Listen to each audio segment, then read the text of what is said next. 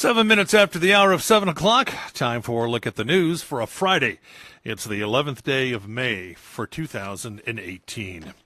Well, topping the news today, the Plymouth Traffic Circle has been officially accepted by the Plymouth City Council. Meeting last night, the City Council voted to formally accept the work done on the intersection of 49 and Main Street and Shenandoah Road. The vote formally completes work on the roundabout that was almost 2 years in construction and many more before that in the planning stages. The council also voted last night to accept an easement along Shenandoah Road east of Highway 49. The easement will provide public access to a new sidewalk that will provide a safe walking path from Main Street to the Shenandoah Charter School. And the council also approved a contract for a traffic study to look at the impacts of new industrial and high-density residential properties being added into the city. Well, 3 months after an appeals court overturned his murder conviction, Isaiah Fowler faces a retrial in the 2013 stabbing death of his 8-year-old sister, Layla Fowler. Now, the announcement was made yesterday that the Calaveras DA's office has decided to prosecute Fowler again. The trial date is expected to be set Tuesday, and the retrial could begin in mid-June. The State Court of Appeal for the 3rd Appellate District overturned Fowler's conviction nearly 3 months ago, concluding 2 of 4 interviews he gave to law enforcement officials following his sister's death should have been deemed inadmissible in his 2015 trial. Calaveras Superior Court Judge Thomas A. Smith found Fowler guilty in 2015 and sentenced him to 8 years at a youth correctional facility. Fowler has always maintained his innocence and will remain in custody at the El Dorado County Juvenile Hall. Retired Amador County Judge Susan Harlan has been selected to preside over the retrial. As in the first trial, the judge in this case, Harlan, will render the verdict at the conclusion of the proceeding. And the Calaveras County Sheriff's Office is asking for the public's help in catching a vandal who used a rock to break into a San Andreas bank. The Sheriff's Office is calling 22-year-old Andy Shong from Willows a person of interest in the felony vandalism committed at the Wells Fargo Bank. The crime was called in by a person who witnessed the suspect throw a rock through the front door of the bank, then walk through the broken glass into the building. According to the caller, the vandal then appeared to look around but did not take anything and left on foot.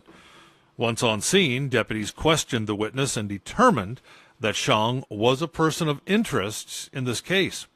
Recently, the man has been seen frequenting the San Andreas area. He is a known transient. Anyone who has information on his whereabouts is asked to contact the Sheriff's Dispatch or the Sheriff's Office anonymous tip line. And fire crews responded to a structure fire in the Kennedy Meadows apartment complex off New York Ranch Road Wednesday, just before 11 in the evening. On arrival, first responders found moderate smoke from one unit of a duplex. Crews able to locate the source, which was confined to a single bedroom. The occupants were asleep and were alerted by the smoke alarms and safely exited the structure. The apartment duplex unit suffered moderate smoke damage. Authorities say the cause under investigation, but appears to be accidental. Crews from Jackson, Sutter Creek, Ione, Cal Fire, and Amador Fire Protection responded. Today, the 142nd Ione Homecoming Celebration, Benny's Adventures in Outer Space blasts off. The day starts with the Kids Costume Parade at Ione Elementary School at 9. Now, all visitors need to check in at the office. Vendor booths and the carnival open at 4 o'clock at Howard Park. Live music at the Beer Garden starts at 4:30. Little League Baseball at 5:30. Mutton Bustin' starts at 6. And fireworks after dark cap off today's events. Tomorrow starts with the Pancake Breakfast, Sheepdog Trials, the Bedbug Challenge, and the Parade on Main Street. This year's Grand Marshal, Ione Fire Chief Ken Mackey. The day will continue with the Soapbox Derby, Candy Drop, Ranch Rodeo, Rib Cook-Off, and more. And on Sunday, you can treat Mom to Mother's Day brunch from 9 to noon at the park, watch team roping, take part in the Chili Salsa Cook-Off, or enter the Cornhole Tournament. For a complete listing of events, visit Ione Homecoming 2018 on Facebook. And as a reminder, several rattlesnakes have been spotted at Howard Park recently, so please be careful this weekend. Contact the Ione Fire Department or Police Department if you see a rattlesnake. And treat Mom to a horse-drawn carriage ride this Mother's Day in Sutter Creek. Saturday from noon to 3:30, visitors will be picked up in front of the Sutter Creek Visitor Center on Main Street, treated to a free classic horse-drawn carriage ride through downtown.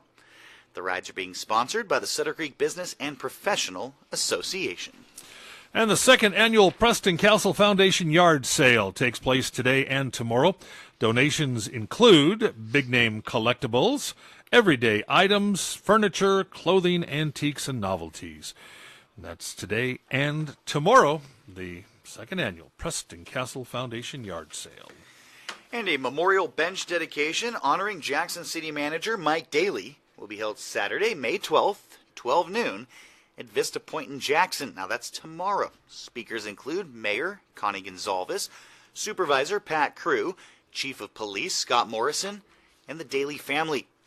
Following the speakers will be a blessing of the bench by Deacon Ed Poe and the ribbon cutting. And that's a look at local news on a Friday, the 11th day of May for 2018. From the KVGC News Center, I'm JD. And I'm Jim Geedy reporting. Remember, for the latest news, traffic, and weather 24 hours a day, be sure to always visit our website, kvgcradio.com. And you can take us with you around the world on your cell phone and your tablets, your mobile devices at kvgcradio.com as well.